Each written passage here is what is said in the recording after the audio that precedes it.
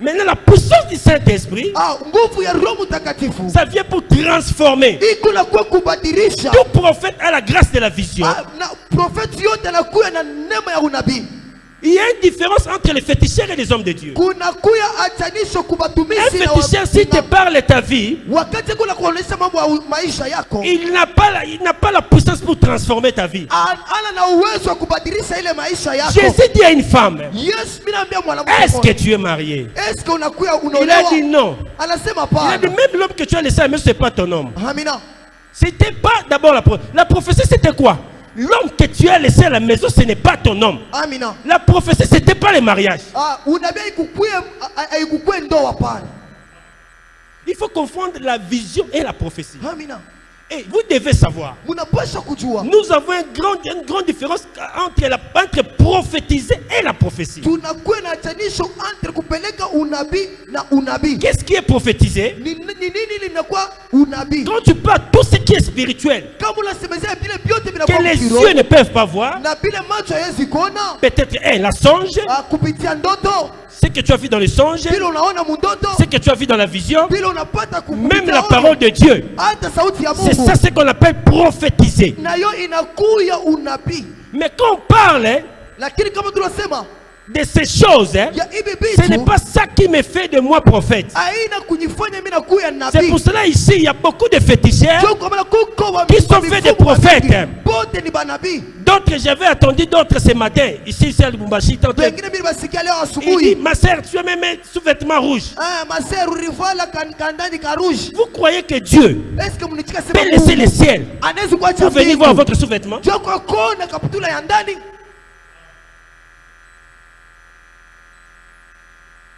Amen. Le travail du Saint-Esprit, c'est la transformation. Quand on parle de la transformation, c'est comme si tu avais mangé, il y avait un habit qui était sale. Et on a nettoyé cet habit, ça devient prêt pour porter. Maintenant, quand tu es transformé, tu auras droit de prier Dieu le Fils. Comment tu peux prier Dieu le Fils? Parce que Dieu le Fils écoute une seule langue, la sanctification.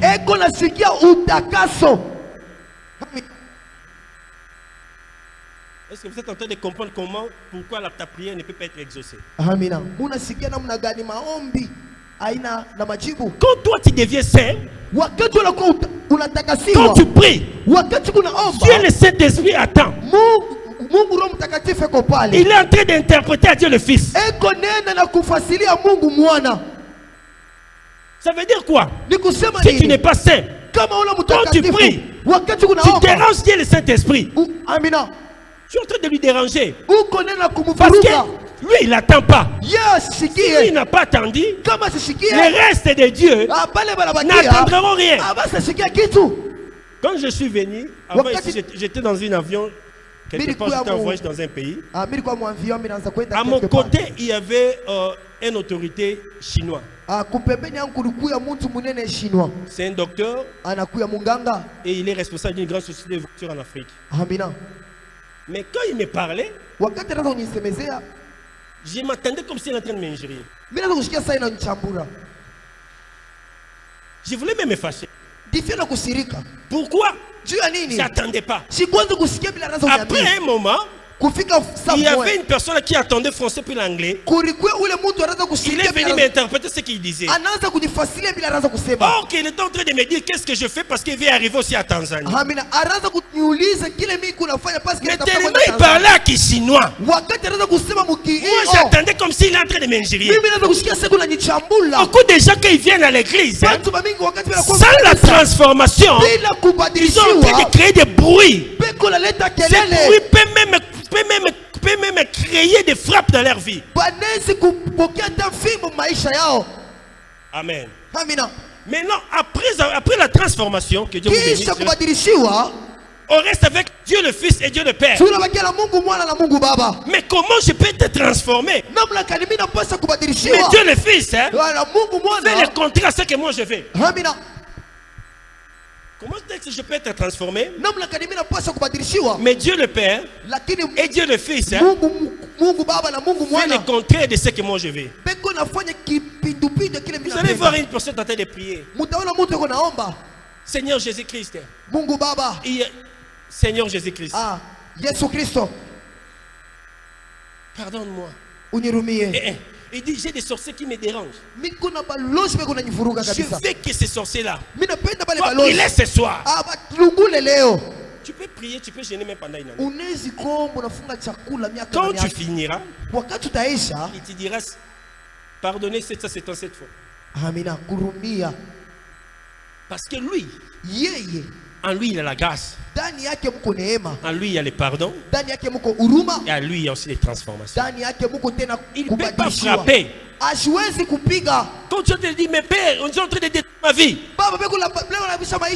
Il va dire, attends, dans le temps à venir, des choses vont changer. Amen. D'autres viennent chez Dieu le Père. Pardonne-moi. Mais il dit, j'ai demandé pardon, mais après, on m'a frappé. Parce que dans Dieu le Père, nous avons l'offrande et la frappe. C'est Dieu le Père qui a brûlé le ciel avec le feu. C'est Dieu le Père qui a avalé l'armée de Pharaon. Son armée. En lui, il n'y a pas de pardon. Mais comment tu peux prier ces deux dieux en même temps? Ce que vous devez faire, c'est quoi? La Bible dit ceci. Nous prions Jésus-Christ. Quand nous les prions, Jésus-Christ est allé déchirer les rideaux du temple. Et nous passons ici à l'intérieur. À l'intérieur de ces rideaux, pour aller prier Dieu le Père. Personne ne peut arriver à Dieu le Père s'il n'a pas passé par le Fils. Et personne ne peut arriver chez le Fils s'il n'a pas passé par le Saint-Esprit. Acclamez pour le Seigneur. Je suis venu seulement vous saluer. Mais je vais revenir. Un jour, Jésus-Christ était en train de former les gens comment prier. Nous, on était en train de croire que cette prière était une chanson parce qu'on est étudié dans une école catholique. Quand je suis allé étudier la doctorat, on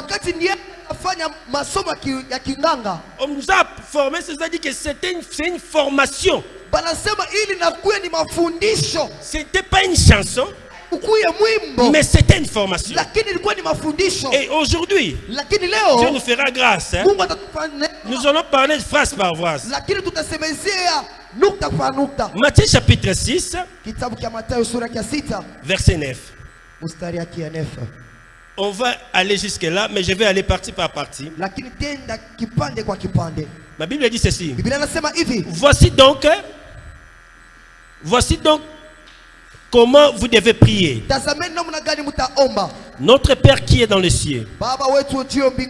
Vous pouvez l'asseoir, que Dieu vous bénisse. Pourquoi la Bible parle de notre Père qui est au ciel? Amen. Dans le monde qu'on est en train de vivre, tout responsable d'une famille, c'est un père. Tout responsable d'un quartier, d'une avenue, d'un pays, c'est un père. Même le diable, c'est un père pour des gens qui l'adorent. Il y a beaucoup de pères dans le monde. Mais il y a un seul père qui reste aux cieux. Qui reste aux cieux. Et quand tu pries, vous devez savoir d'abord qui vous devez prier. Ton père que tu pries, tu pries un Dieu mort ou bien un Dieu qui est vivant? Tu pries un Dieu de Baal ou bien tu pries un Dieu qui est assis au ciel?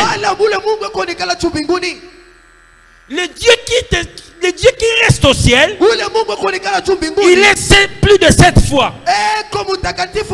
C'est pour cela que Jésus-Christ disait, si vous devez marcher avec moi, je suis 3, vous devez être 3 fois saint. On parle de 3 facettes.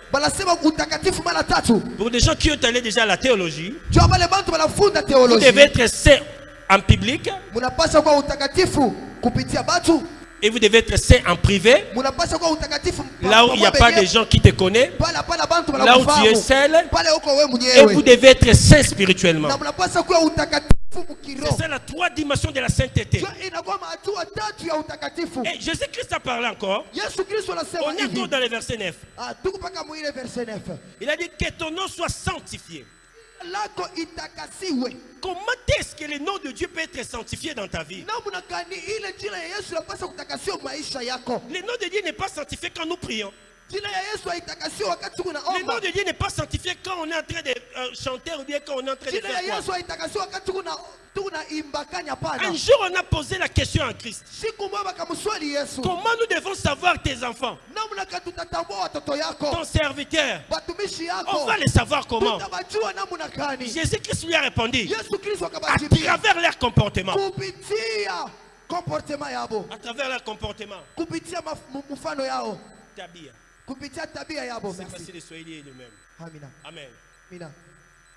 À travers leur comportement. Mais non.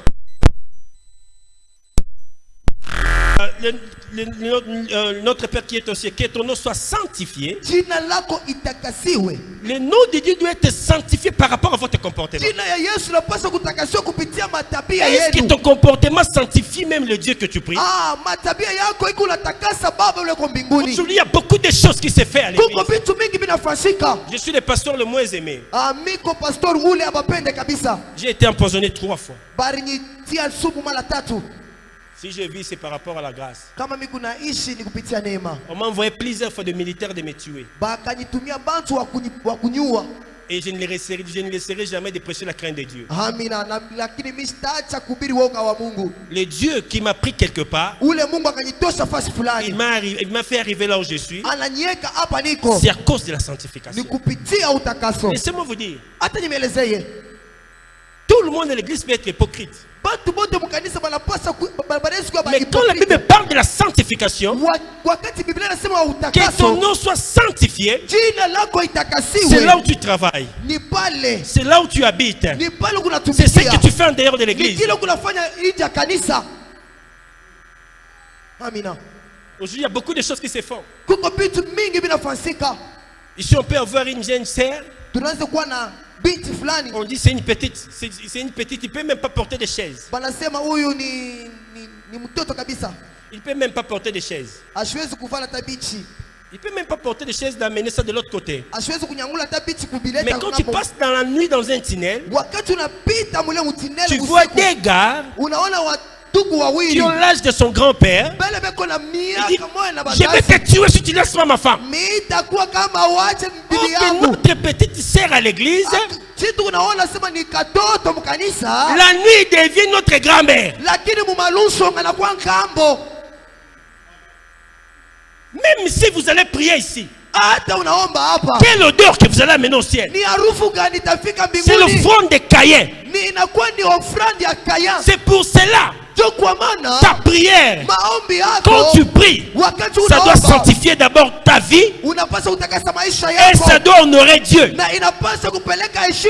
Aujourd'hui, il y a des personnes qui ont le travail parce qu'il est en train de, il couche avec son patron. Et c'est ça ce qui est en train de garder son travail.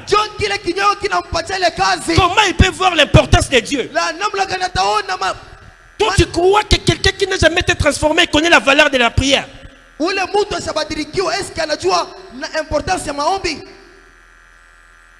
Demandez aux francs-maçons, aux sorciers, l'importance de la prière. Demandez aux musulmans. À Tanzanie, même à Kenya. Même si tu viens avec $1 million, tu viens acheter des histoires. Ça arrive 12 heures. Il vous laisse tel qu'il est. Il se met à gêner, commence à prier. Si vous allez voler, il croit que son Dieu va lui donner l'autre. Si vous allez partir, partez. Il sait que Dieu va l'envoyer d'autres clients. C'est pour cela aujourd'hui on n'a pas de chrétiens forts. Les chrétiens sont remplis de l'impudicité. Les chrétiens sont remplis du mensonge. Les chrétiens sont remplis de phénomènes, beaucoup de phénomènes à l'église. Il y a même des témoignages créés. Si j'ai pris pour toi exemple, tu n'es pas guéri. Tu n'es pas guéri exemple. Et qui aura la honte? Mais c'est Dieu. Ce n'est pas moi. Pourquoi? La Bible dit ceci: les miracles accompagneront ceux qui auront cru. C'est pour cela, moi, partout que je prêche, si tu crois, même si tu as le sida, va faire le test demain. On te dira que tu es guéri. Parce qu'aucun homme guérit les gens. C'est le ciel qui les guérit. Même si tu as des problèmes, le ciel va répondre. Le ciel répond. Les gens qui sont sanctifiés. Quand la Bible dit que ton nom soit sanctifié, tu dois être saint d'abord dans ton travail. Est-ce que tu respectes ton mariage? Est-ce que tu respectes ton travail? Pourquoi notre pays a des problèmes? Pourquoi notre pays a des problèmes? Pourquoi notre pays a des problèmes? Parce que beaucoup de gens ne sont pas sanctifiés. On les met responsables quelque part. Il couche avec toute la société. Lui voit que c'est l'honneur. Aujourd'hui on a même des serviteurs menteurs. Moi j'ai reçu un pasteur chez moi. Chez moi, je l'ai mis à la maison. Dieu m'a fait grâce, j'ai une très belle maison. Amen. Je l'ai reçu chez moi. Il m'a dit, on m'avait appelé par l'immigration, qu'il a dit, il y a un pasteur congolais ici qui n'a pas, on avait volé l'argent, qui n'a pas les billets, s'il pouvait les prendre même 2 jours. J'ai parlé avec ma femme, il a dit, bon, on va payer les billets pour lui. On a payé les billets de $800 éthiopiens. Il était là, on a payé les billets pour lui. Avant qu'il parte, on a mis l'argent, c'était à peu près $300, on lui a donné. Et les $300, ma femme avait prêté ça quelque part. Mais quand il quittait la maison, il est parti avec les 2 ordinateurs de la maison. L'ordinateur pour ma femme, mon ordinateur qu'on a acheté en Europe, le téléphone de ma femme. Et il avait pris, il y avait un appareil qu'on utilisait pour la connexion. Partout que je peux être dans le monde, je peux avoir ma connexion sans entrer dans votre réseau.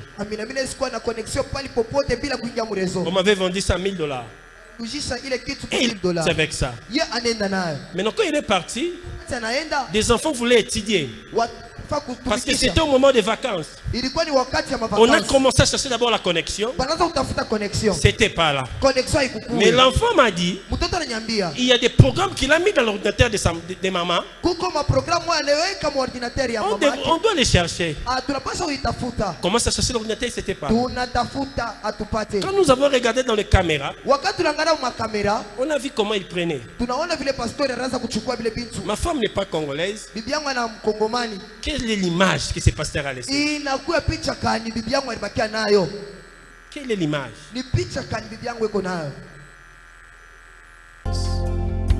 With all that's in my heart, I will sing, yes, I will pray, even in my darkest time.